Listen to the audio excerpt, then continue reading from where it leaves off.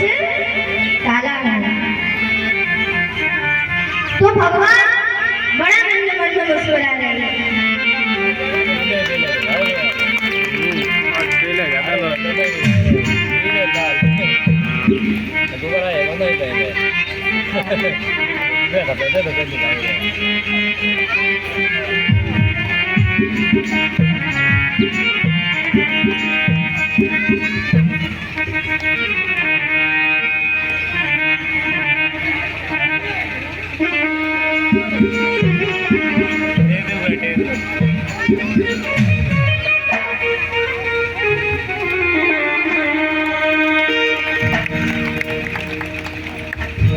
बोलिए बाके बिहारी लाल की, चंडी मैया की जय जय श्री राधे।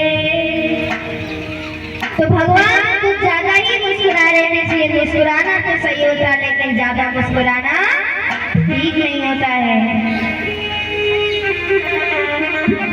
तो भगवान ज्यादा मुस्कुरा रहे थे कि इन दैत्यों में से एक दैत्य बड़ा ही चतुर था। वो समझ जाता है कि भगवान कुछ ज्यादा ही मुस्कुरा रहे हैं, मतलब कुछ ना कुछ तो गड़बड़ी है। तो वह दैत्य सूर्य और चंद्रमा के बीच में जाकर के बैठ गया। भगवान उसको भी अमृत पिला करके जाते हैं तो देवता धीरे से कहते हैं कि प्रभु आपने ये क्या किया? अरे ये कोई देवता नहीं, ये दैत्य है। तो भगवान अपने सुदर्शन चक्र से इसके सर को काटते हैं। तो पहले ये एक तब दो हो गया, क्यों? क्योंकि पहले इसने अमृत पी लिया था। तो दैत्य कहते हैं, देवता कहते हैं कि प्रभु चाहे आप इसके हजारों टुकड़ों कर दो लेकिन ये मरने वाला नहीं है, इसने तो अमृत पी लिया है। तो उस दैत्य के दो टुकड़े हो गए, इसलिए नाम पड़ गया राहु और केतु।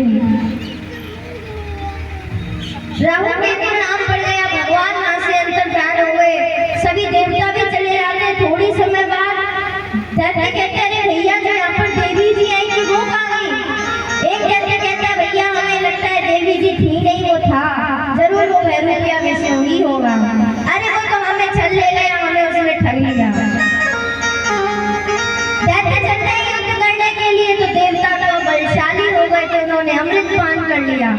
तो सभी देवता एक एक दैत्य को चुन चुन करके मार देते हैं। यहाँ तक कि राजा बलि को भी मार दिया गया और पुनः देवताओं का अधिपति स्वर्ग पर आ गया। श्री सुखदेव जी महाराज कहते हैं कि परीक्षित, राजा बलि को भी मार दिया गया था, परंतु जो इनके शुक्राचार्य गुरु जी थे, इन्होंने मंत्र संजीवनी विद्या से सभी को जीवित कर दिया, अर्थात ये सभी पुनः जीवित हो गए। राजा बलि चरणों में गिर पड़ा कि प्रभु यदि गुरुदेव आज आप नहीं होते तो हम तो मर ही गए थे। भगवान कहते हैं कि देखो तुम्हारी तरफ गुरुदेव है और उन देवताओं की तरफ वो विष्णु है। उस देवताओं का तो कोई काट नहीं है, परंतु उस विष्णु का मेरे पास एक काट है। क्या? ये जो विष्णु है ये ब्राह्मणों का परम भक्त है, इसलिए तुम ब्राह्मणों की सेवा करने लगो तो ये विष्णु भी तुम्हारा कुछ नहीं बिगाड़ पाएगा। राजा बलि अब अपने गुरुदेव की आज्ञा को मानने लग रहा है। शुक्राचार्य जी कहते हैं कि देखो बेटा, अभी तुम इंद्र के कहलाने के लिए लायक नहीं हो। तुम यदि 100 यज्ञ कर लोगे तो तुम सत्कृतु हो जाओगे, और यज्ञ जब 100 यज्ञ कर लोगे तुम सत्कृतु हो जाओगे, तुम इंद्र की गद्दी पर बैठने के अधिकारी हो गए। इसलिए तुम 100 यज्ञ कर लो। फिर क्या था, अब ये धीरे धीरे करके यज्ञ करना प्रारंभ करता है और ब्राह्मणों को नित्य दान देता। ब्राह्मणों ने प्रसन्न होकर के इसको आशीर्वाद दिया और आशीर्वाद रूप में खड़िया सफेदों में रथ का निर्माण किया गया, जिस पर ये राजा बलि विराजमान होकर के स्वर्ग लोक जाता है। तो वहां पर कोई भी देवता इसको देख नहीं पाता। देवता अपने गुरु बृहस्पति जी से पूछ रहे हैं कि प्रभु ये कौन आ गया, इस रथ में कौन विराजमान है और हम इस रथ को देख क्यों नहीं पा रहे? तो बृहस्पति जी कहते हैं कि अभी इस समय तीनों लोकों में राजा बलि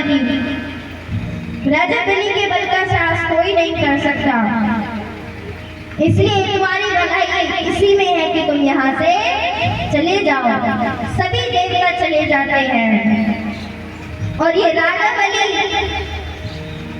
नर्मदा के तट पर एक एक करके यज्ञ करना प्रारंभ कर देता है। उधर जो देवताओं की माता अदिति होती है वो बड़ी दुखी होती है। माता अदिति सोचती है कि मेरे बेचारे पुत्र दर दर भटक रहे हैं। तो अदिति मैया को कश्यप जी एक व्रत की बात बताते हैं। कश्यप जी कहते हैं कि देखो देवी, तुम्हें अपनी मनोकामना पूर्ण के लिए एक व्रत करना पड़ेगा। और ये व्रत फाल्गुन मास में शुक्ल पक्ष में किया जाता है। 12 दिन तक केवल दूध पी करके भगवान विष्णु की उपासना की जाती है। और ये दिव्य व्रत बड़ा ही दिव्य है। और इस व्रत का नाम है पयोव्रत। क्या नाम है? पयोव्रत। यदि तुम विधिवत इस पयोव्रत को कर लोगे तो तुम्हारी मनोकामना भगवान नारायण अवश्य पूर्ण करेंगे। अदिति माता पयोव्रत का नियम करती है। तो आज माता अदिति के गर्भ में साक्षात भगवान प्रकट हो जाते हैं। भगवान अदिति माँ के गर्भ में आकर के पधारते हैं। कालांतर में भाद्रपद शुक्ल द्वादशी के दिन अवतित मुहूर्त मध्याह्न 12 बजे अदिति माँ के गर्भ से भगवान वामन का प्रादुर्भाव होता है। बोलिए वामन भगवान की जय हो। हरि ने वामन रूप बनायो, हरि ने वामन रूप बनायो, हरि ने वामन रूप बनायो, हरि ने वामन रूप बनायो, वामन रूप बनायो, हरि ने वामन रूप बनायो। वामन रूप बनायो, हरि ने वामन रूप बनायो, हरि ने वामन रूप बनायो, हरि ने वामन रूप बनायो। हरि ने वामन रूप बनायो, हरि ने वामन रूप बनायो। बोलिए वामन भगवान की।